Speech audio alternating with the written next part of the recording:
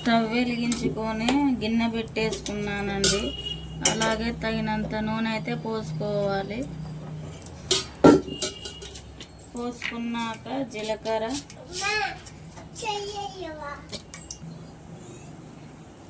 అలాగే పసుపు వేసుకోవాలండి.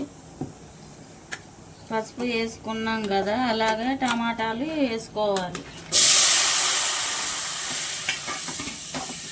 టమాటాలు వేసుకున్నాం కదా, అవి మగ్గిపోవాలి బాగా.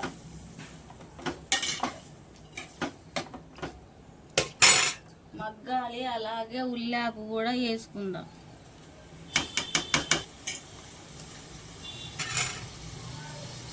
కలుపుకోవాలి.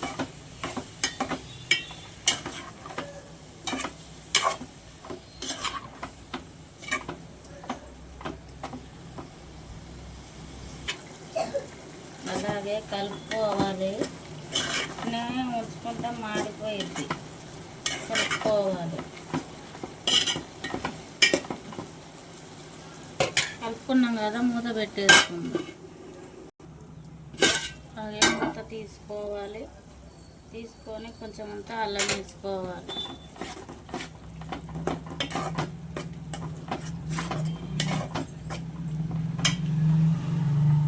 వేసుకున్నాక ములక్కాయలు వేసుకుందాం.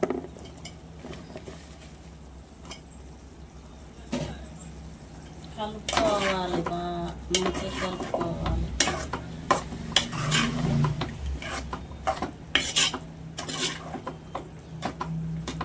కలుపుకున్నాం కదా, ఈ ములక్కాయలు బాగా మగ్గాలి అంటే ఒక 10 నిమిషాలు ఉంచేసుకుందాం.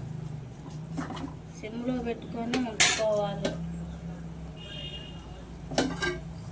మూత పెట్టేసుకోవాలి. మూత తీసి కారం వేసుకొని కలుపుకోవాలి.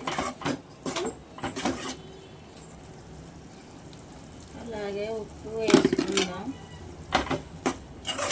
వేసుకొని కలుపుకోవాలి.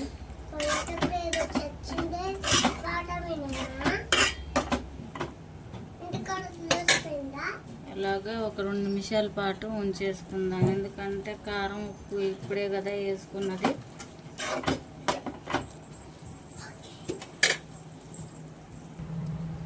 ములక్కాయ, టమాటా, ఉల్లాకు కూర రెడీ అండి. మీరు కూడా నాలాగా ట్రై చేయండి. ఎమ్మి మస్తు టేస్ట్గా ఉంటుందండి. చాలా బాగుంటుందండి. ఉంటా మరి, బాయ్.